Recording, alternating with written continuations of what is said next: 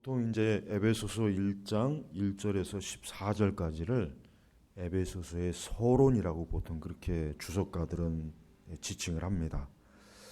그래서 이제 우리가 1장 1절부터 14절까지를 보면 알겠지만은 사실 굉장히 우리 기독교 교리의 아주 기초적이고 중요한 그 뼈대가 되는 교리를 초석을 그러니까 기초를 일단 바울은 충실하고 친밀하게 잘 깔아놓고 있어요. 그래서 1장 1절부터 14절까지가 이제 서론이고 이제 그 이후부터가 이제 본론으로 이제 사실은 이제 들어가는 거예요.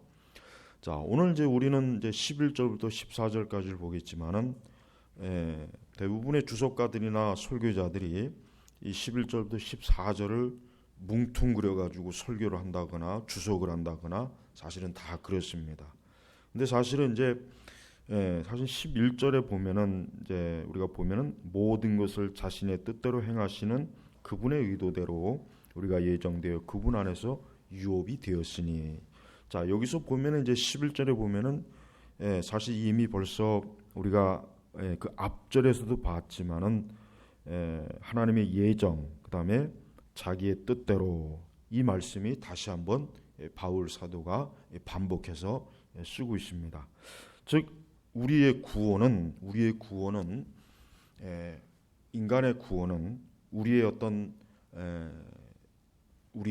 즉 우리 사람의 편에서 어떤 노력이나 열심이나 자랑에 의해서 이루어지는 것이 아니라 철저하게 뭡니까? 하나님의 그러니까 하나님의 뜻 가운데서 이것이 예정되어지고 이루어진 것이라는 걸 아주 잘 설명해 놓은 것이에요. 이런 부분에서 칼빈의 에베소 설교는 굉장히 어떤 걸 강조하냐면, 확실히 이제 그 시대는 이제 로마 천주교의 그 알미니안적인 또 펠라기오스적인 그런 요소들이 있어서 그런지 인간의 공로에 대해서 굉장히 칼빈은 아주 강하게 부정합니다. 아주 굉장히 깊이 그 부분을 다뤄요. 즉 철저하게 우리의 구원은 오직 전적인 하나님의 주권, 하나님의 은혜에 속한 것이다. 절대로 인간의 공로나 우리 인간의 자랑이나 인간의 어떤 신앙적인 노력으로 되는 것이 아니라는 것을 칼빈은 굉장히 많이 강조합니다. 자, 그렇습니다. 우리의 구원이 오직 뭡니까? 하나님 편에서 이루어지는 것입니다. 그리고 성경 전체를 보면 알겠지만 하나님께서는 하나님의 백성들을 주도적으로 이끌으셔요. 그러니까 하나님께서 하나님의 백성들을 이끄시는 것이지 사람이 하나님을 이끄는 게 아니에요. 그러니까 구약이든 신약이든 어딜 봐도 하나님께서는 뭡니까?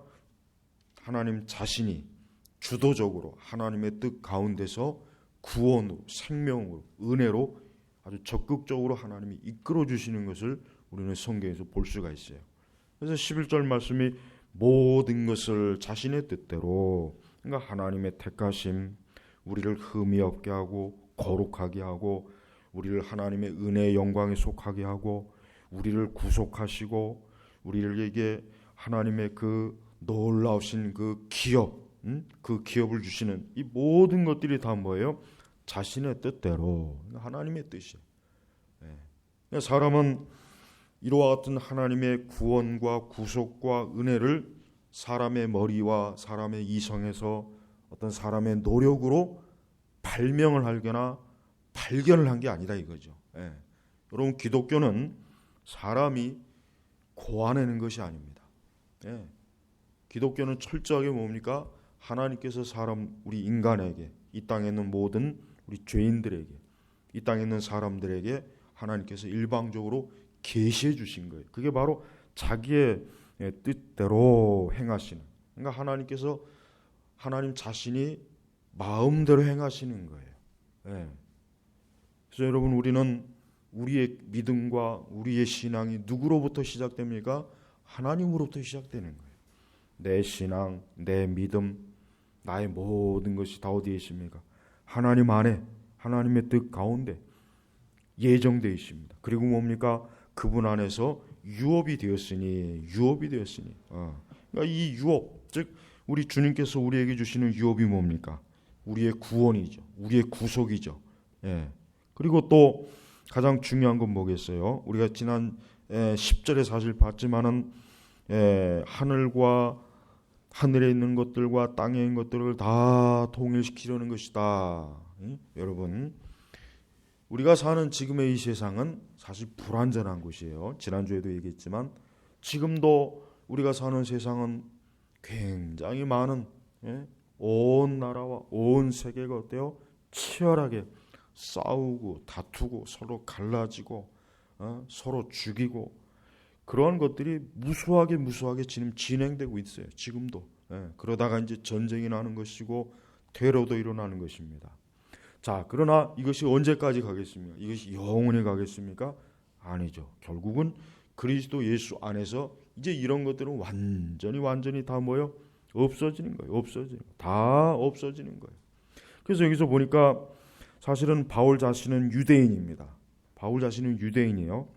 그러나 바울은 지금 유대인만 구원받는다라고 지금 얘기했습니까? 바울은 한 번도 그런 내용의 말을 한 적이 없어요. 바울은 모두가 즉 유대인이나 이방인이나 특히 더 구체적으로 얘기한다면 유대인이나 그리스인이나 유대인이나 로마인이나 사실 서로 다 앙숙이에요. 서로 보기만 하면 서로 이를 가는 굉장히 아주 정말 서로 죽이지 못해서 하는 그런 민족들이거든요. 근데 그런 서로 그렇게 으르렁거리는 그 민족들이 결국은 뭐예요? 그리스도 안에서는 적어도 그리스도 안에서는 그들이 뭐예요? 다 하나가 되고 다 통일이 되는 거예요. 그러니까 바울은 지금 그걸 바라보는 거예요. 그래서 여러분, 우리 성도들은 이 세상이 추구하는 평화, 이 세상 사람들이 추구하는 하나가 됨, 이 세상 사람들이 인위적으로 모든 종교와 모든 종족이 하나 되는 그런 것은 뭐예요? 거기는 소망이 없어요. 그건 절대 이루어지지 않습니다. 혹 이루어진다고 해도 그것은 그리스도 바깥에서 이루어지는 거예요. 그러니까 사실은 뭐예요? 그리스도 바깥에서 이루어지는 통일이나 연합은 그건 어디에 근거한 겁니까? 그건 사단에게 근거한 거예요. 하나님, 즉 그리스도 안에서 기원한 것이 아니란 말이에요.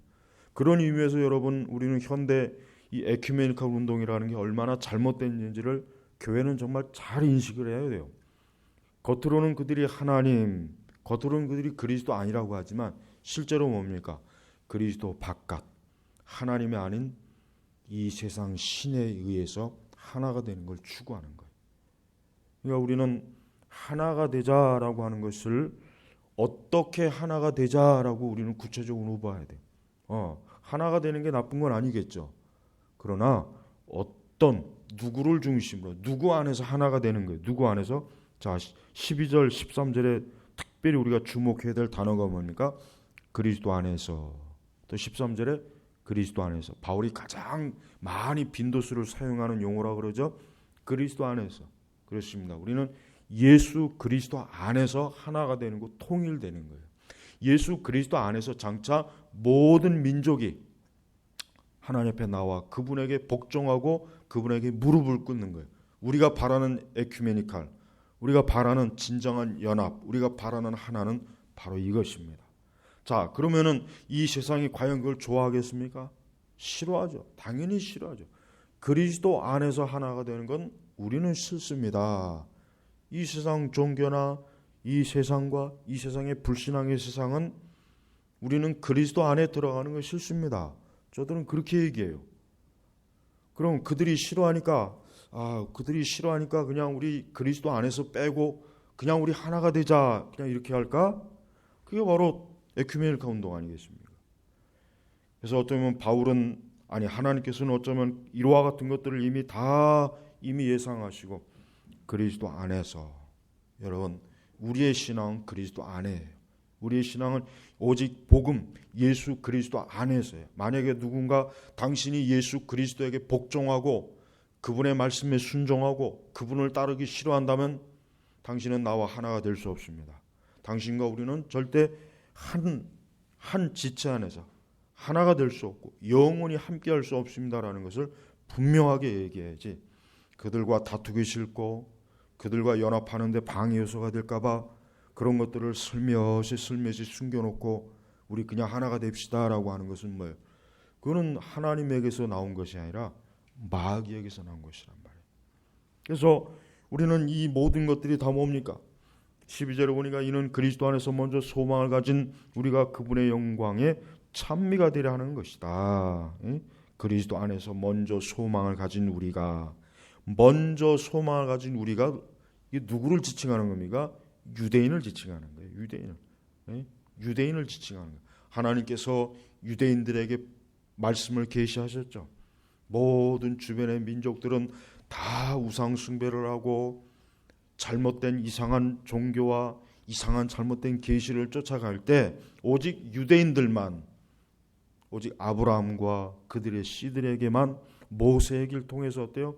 하나님의 율법, 하나님의 말씀을 주셨잖아요. 그러니까 먼저 하나님은 유대인들이 먼저 하나님의 소망, 하나님의 생명, 은혜를 알도록 먼저 주신 거예요. 그래서 13절에 보면 그리스도 안에서 너희가 누구겠어요? 이방인을 얘기하는 거예요. 헬라인이건 로마 사람이건 하여튼 누구나 할 것 없이면 먼저는 유대인에게, 그 다음에 그리스도 안에 너희도 진리의 말씀 곧 너희 구원의 복음을 듣고 또한 그를 믿어 약속의 성령으로 인치심을 받았다.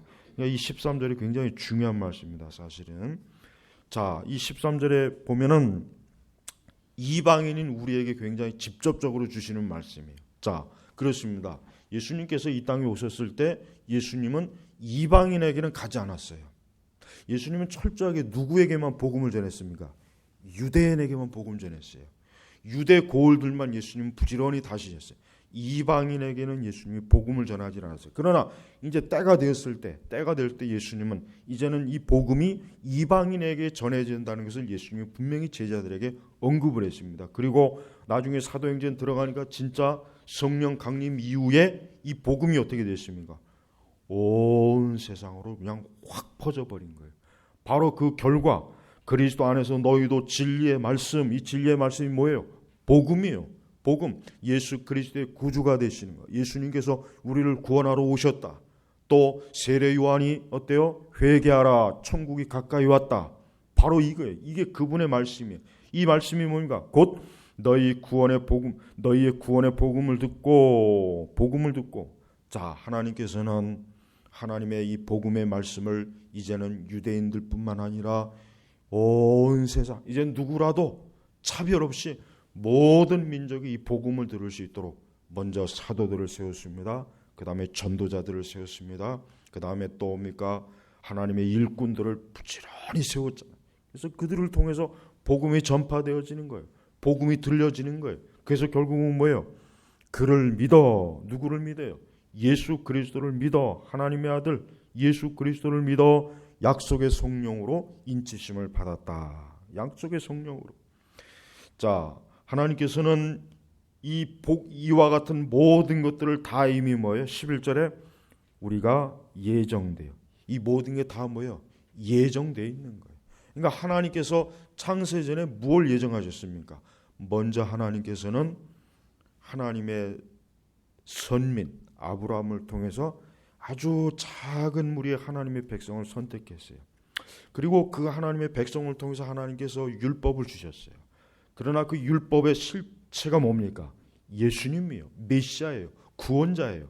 그래서 때가 되어서 예수님이 오셨어요.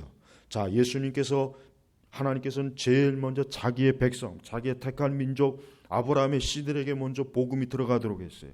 그 다음에 뭡니까? 그 복음이 이제 온 땅에 퍼지게 했죠. 이게 다 뭐예요?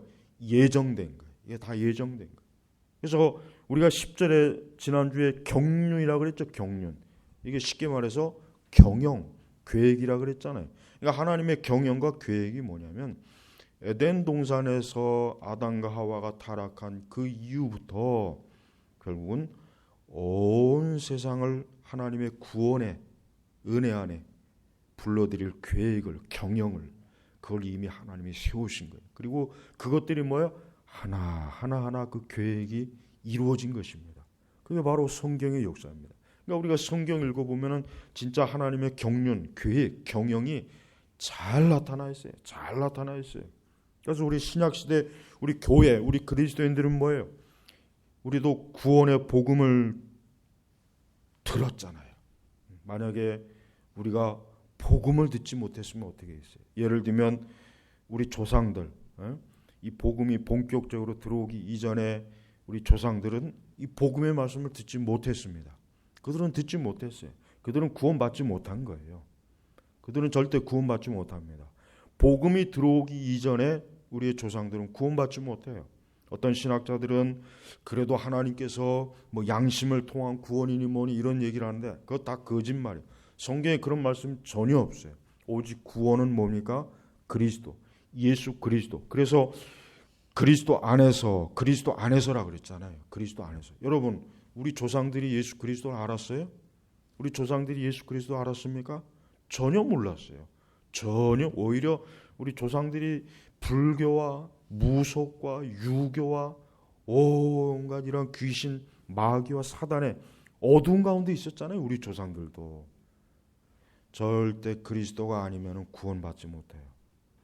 그러니까 여러분, 누군가 복음이 들어오기 전에 우리 조상들은 어떻게 된 겁니까? 물어보면은 제가 이전에도 글을 썼지만 그들은 구원받지 못한 거예요. 더 쉽게 얘기하면 구원의 예정이 없는 거예요. 하나님께서는 처음에 바울이 어느 쪽을 향했습니까? 아시아 쪽으로 향했어요. 예? 그래서 위대한 역사가인 그 누구냐? 위대한 역사가인 그 사람이 한 말이 뭐냐면은 바울의 그 한 걸음이 서양과 동양을 이렇게 갈라놨다고 그렇게 표현할 정도. 그러니까 바울의 그 한 발자국, 토인비, 바울의 그 한 발자국이 뭐예요? 오늘날 이 서양과 동양의 차이가 됐다. 이렇게까지 얘기한 거예요. 바울이 만약에 그대로 아시아 쪽으로 갔다면 어떻게 되겠어요? 복음이 아마도 우리나라가 그래도 아무리 늦어도 고려 시대 때는 들어오지 않았겠어요? 아니면 신라 시대 때라도 들어오지 않았겠어요? 복음이 계속해서 들어왔을 거란 말이에요. 틀림없어요. 틀림없다고. 사실 우리가 역사적으로 보면은 물론 정통 교회는 아니지만은 네스토리안 같은 경우는 당나라 시대 때 굉장히 번성했습니다. 굉장히 번성했어요. 한때. 네. 분명히 아마 이제 그 시점에 우리나라에도 아마 이 네스토리안의 어떤 조그만 부류가 들어오긴 했을 거예요. 그러나 어느 순간에 그냥 폭삭 싹 무너졌죠. 싹 없어져. 흔적도 없이. 네. 나중에 그 경교비가 그거 발견한 것 때문에 당나라 시대 때 네스토리안 이 경교라고 하는 게 굉장히 발달이 되었구나. 굉장히 번성했구나. 그때가 제 겨우 알았단 말이에요. 자, 그러나 하나님의 계획, 성령님의 계획은 이 복음이 어딥니까? 아시아가 아니라 이 서구 쪽으로, 이 마게도냐, 소아시아, 결국은 이 복음이라고 하는 게 하나님께서는 하나님의 그 예정 가운데서 어때요? 저 서쪽으로 복음이 먼저 가도록 하나님이 역사하신 거예요. 그렇기 때문에 우리 조상들은 그 복음을 듣지 못한 거예요. 이게 다 뭐예요? 하나님이 예정된 거예요. 그분의 뜻이었어요. 그러니까 우리는 왜 하나님이 그러십니까? 라고 우리는 거기에 항의하면 안 돼요. 그게 하나님의 뜻이에요. 우리는 감사해야 돼. 이 복음이 우리에게 들어왔다는 걸 엄청나게 감사해야 돼. 그렇지 않았다면 어떻게 되겠어요? 우리도 역시 우리라고 별 수 있습니까? 우리도 절이나 어디 무당집 가가지고 거기에서 복을 구하고 거기에서 우리의 평안을 구하고 거기에서 원수 마귀 밑에서 얼마나 절절거리며 살았겠어요. 그런데 우리는 예수 그리스도의 생명, 진리의 말씀, 하나님의 말씀이에요. 복음이에요. 이 진리의 말씀 곧 너희 구원의 복음을 듣고 이 복음으로 우리가 생명과 빛을 얻은 것입니다. 생명과 빛을 얻은 거예요. 그러나 안타깝게도 우리나라는 지금 이제 겨우 복음이 들어온 지 100몇십 년 만에 이제 이 복음의 불꽃이 꺼져요. 복음의 불꽃이 꺼지고 있어요. 희미해요. 정말 희미해요. 과연 이 복음의 불꽃이 정말 이러다가 완전히 꺼지는 것이 아닌가 할 정도로 사실 우리나라 교회는 지금 우리나라의 영적 상황은 굉장히 좋지 않습니다. 우리는 이걸 알아야 돼요. 절대 우리나라는 지금 이 복음의 상황이 지금 어때요? 굉장히 쇠퇴했습니다.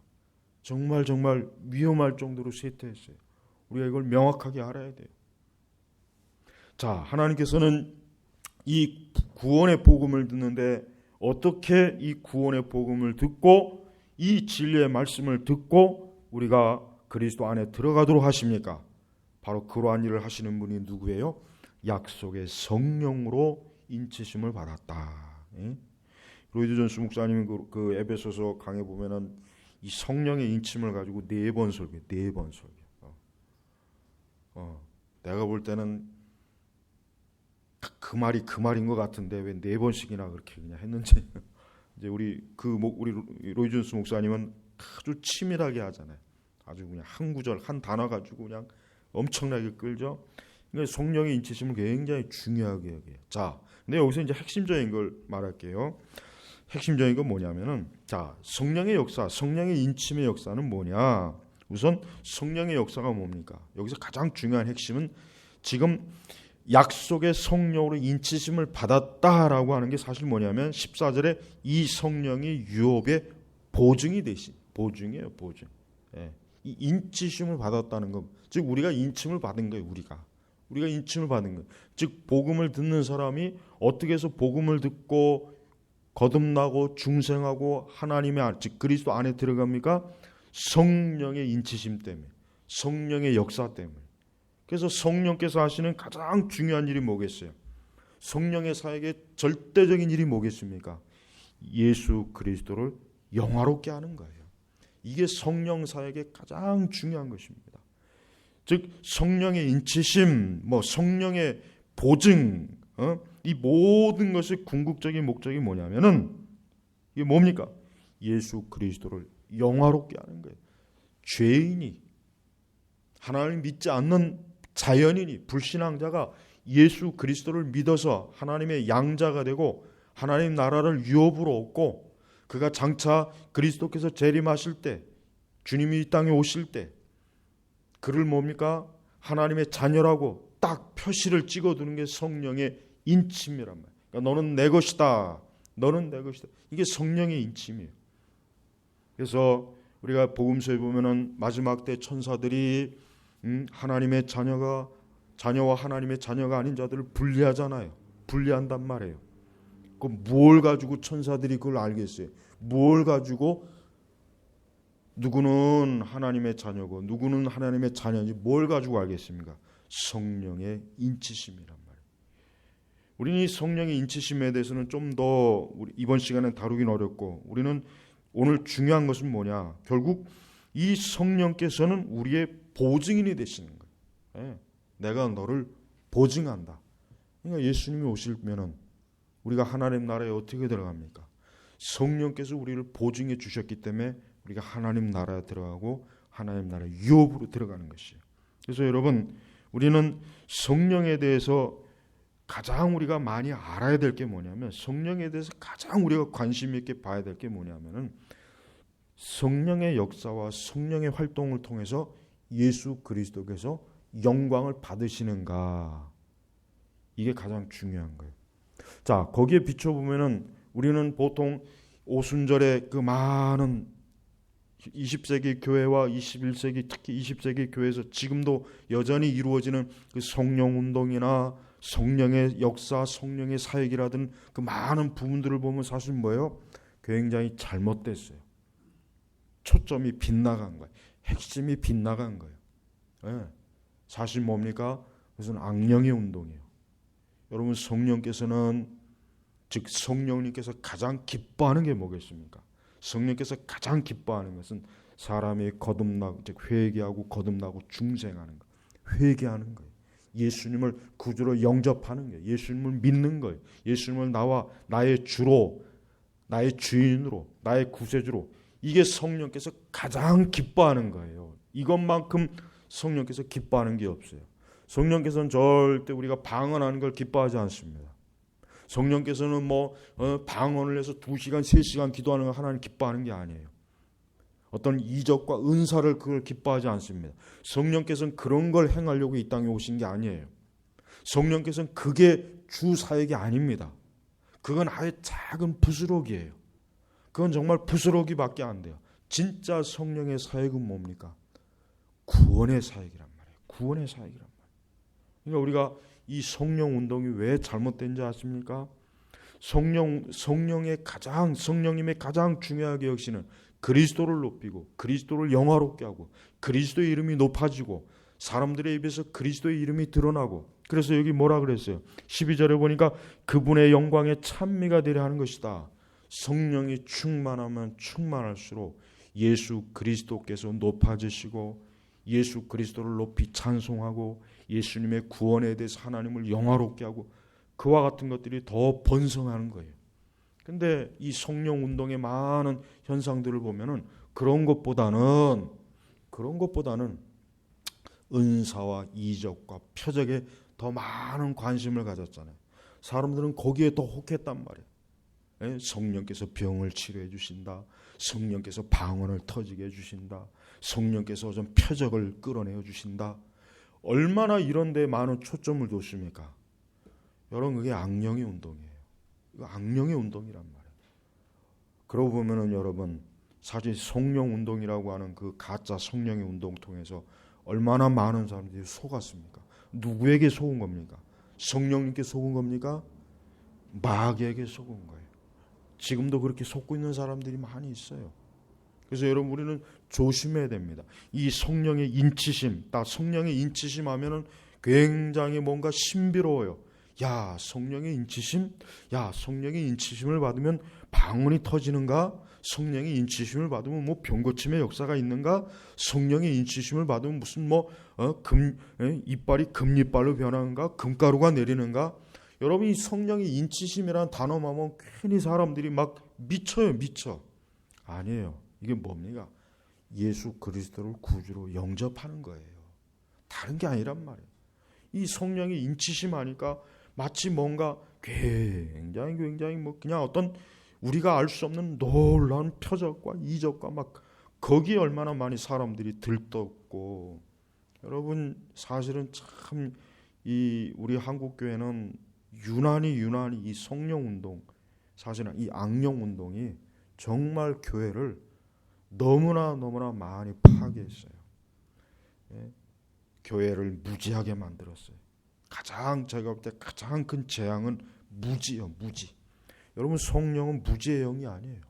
오히려 성령이 충만하면 지혜, 지식, 하나님을 아는 지혜와 지식이 더 많아져요. 그러니까 성령에 충만한 사람은 물론 골방에서 열심히 기도도 하겠지만은 열심히 하나님을 알려고 성경을 공부하는 사람입니다. 교리를 공부합니다. 오히려 올바른 신학을 더 공부하는 사람이에요. 근데 우리나라는 어때요? 성령 운동하면은 아예 무지예요. 이전에 총명하고 똑똑했던 사람도 잘못된 성령 운동에 빠지면 머리가 돌대가리가 돼요. 심지어는 성경 말씀에조차도 무식한 사람이 돼버려요. 그게 무슨 성령의 역사입니까? 성령님은 지혜의 영이시에요. 지혜의 영, 지식의 영이란 말이에요. 그러니까 성령이 충만하면 충만할수록 그 사람에게 나타나는 현상이 뭐냐면은 하나님의 말씀에 대한 갈급함. 여러분, 사람이 배가 고프면은 모든 게 다 먹는 것으로 보여요. 모든 게 다. 그래서 심지어는 자식도 잡아먹고 가족도 잡아먹잖아요. 왜? 배가 고프니까. 너무 배가 고프니까 극하면은 사람도 먹을 것으로 보이는 거예요. 자, 사람이 성령이 충만하면 어떻게 됩니까? 아마 오순절에서는 방언이 터진다. 아주 완전히 그냥 날조된 거짓말하죠. 사람이 성령이 충만하면 제일 첫 번째 나타나는 현상은 하나님을 알고 그리스도를 알고자 하는 그 열망이 엄청나게 몰려요. 왜? 가만히 보니까 성령이 충만하니까 내가 하나님에 대해서 아는 게 없어요. 예수님에 대해서 아는 게 없어요. 성경에 대해서 아는 게 없어요. 그게 제일 먼저 지혜의 영이시기 때문에 그게 갈급해지는 거. 그게 갈급해서 그걸 더 그런 것부터 우선 들어오는 거. 그런 것부터 들어와야 그런 것부터 들어오면서 진리의 말씀에 대한 이 갈급함이 자꾸 생기면서 신앙이 자라는 것이에요. 성령의 열매가 맺어지고 기도가 드러나진 거예요. 그러니까 우리는 올바로 알아야 됩니다. 이런 면에서 보면은 우리는 사실 지금 성령의 역사, 성령의 사역이라고 하는 많은 형상들을 보면은 얼마나 그것이 전형적인 마귀, 악령, 귀신의 역사라고 하는 것을 아주 명확하게 볼 수가 있어요. 근데 그걸 가지고 지금도 성령의 사역이라고 속고 있는 사람들 보면은 그 사람들이 실제로 맺는 열매를 보십시오. 오히려 성령의 충만하면 선한 열매, 좋은 열매, 은혜의 열매가 맺혀져야 되는데 그렇지 않잖아요.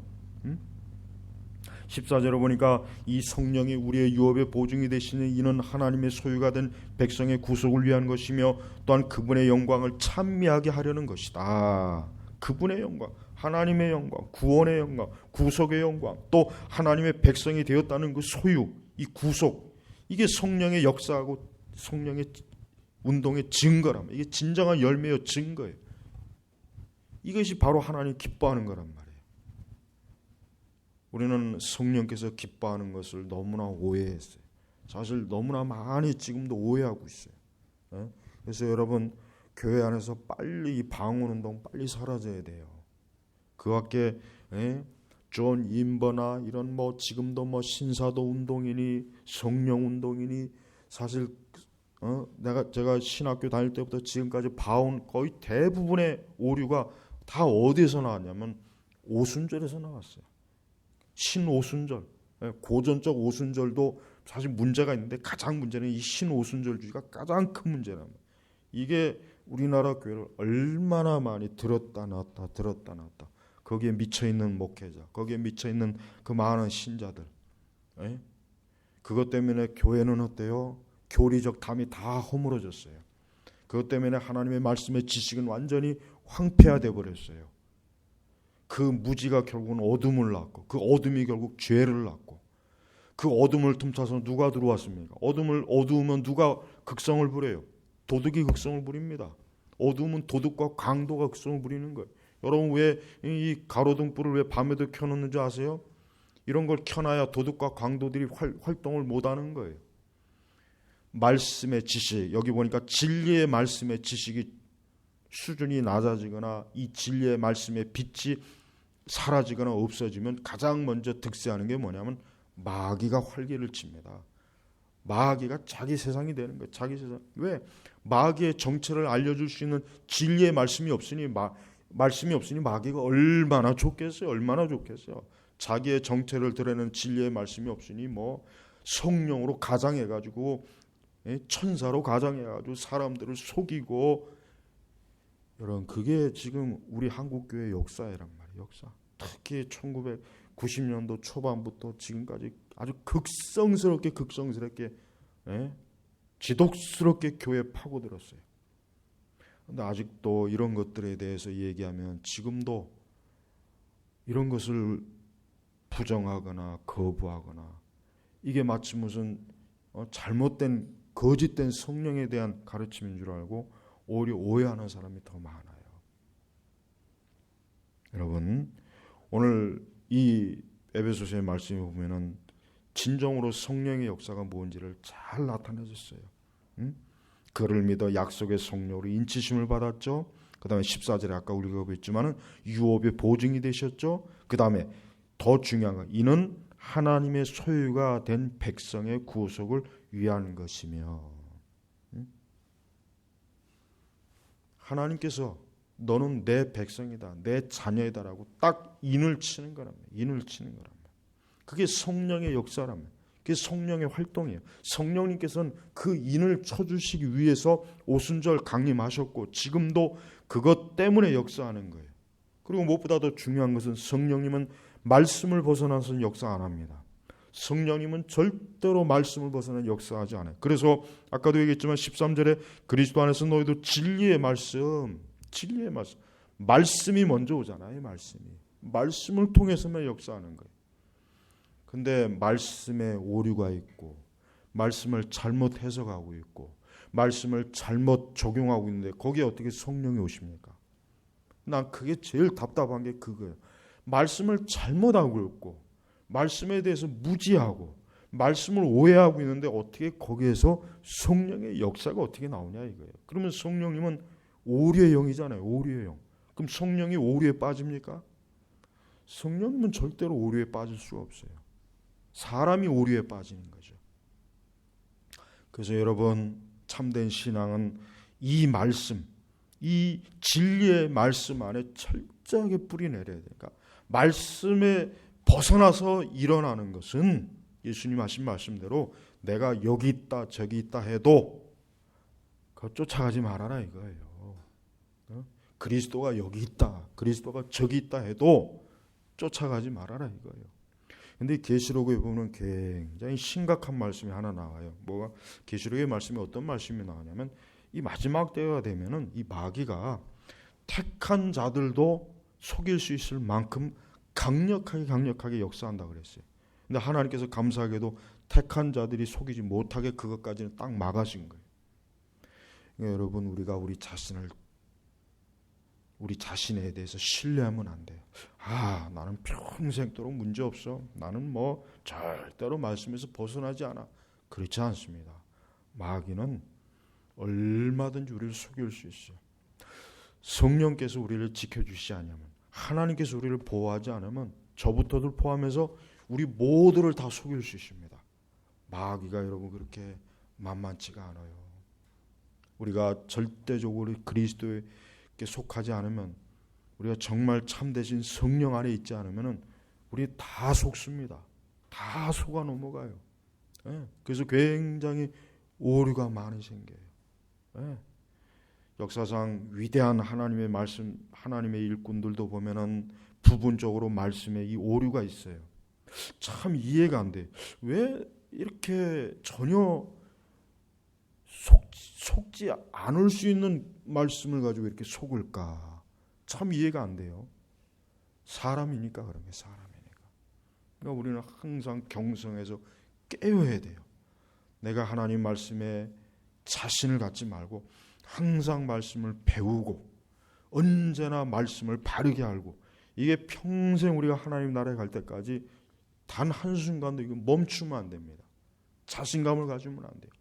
그래서 참된 하나님의 일꾼들, 참된 그리스도인들은 언제나 이 진리의 말씀 안에 자기 자신을 안전하게 지키려고 부단하게 노력하는 거예요. 그게 성령의 역사예요. 그래서 참된 성령의 역사는 말씀에서 벗어나질 않아요. 근데 말씀에서 벗어났는데 굉장히 놀라운 일이 일어나요. 굉장히 신기하고 엄청난 일이 일어나요. 그게 하나님의 역사일까요? 그건 어떤 식으로든지 그건 마귀의 역사라는 걸 인정해야지, 그래도 이게 혹시 하나님의 역사가 아닐까, 그게 가장 문제라는 거예요. 그러니까 우리 개혁신앙이 바로 그래서 개혁신앙이 올바른 거예요. 왜? 개혁신앙은 하나님의 말씀 안에, 복음 안에, 진리 안에 하여튼 거기를 단 1mm도 벗어나지 않아야 된다는 게 그게 개혁신앙이란 말이에요. 그래서 여러분, 참된 기독교는 개혁교회예요. 다른 기독교는 사실은 하나님의 이 진리의 말씀에 많은 오류가 있어요. 부분적으로 많이 틀려요. 오순절 은사주는 완전히 이단입니다. 오순절 은사주는 건 이단, 신오순절주는 완전히 이단이에요.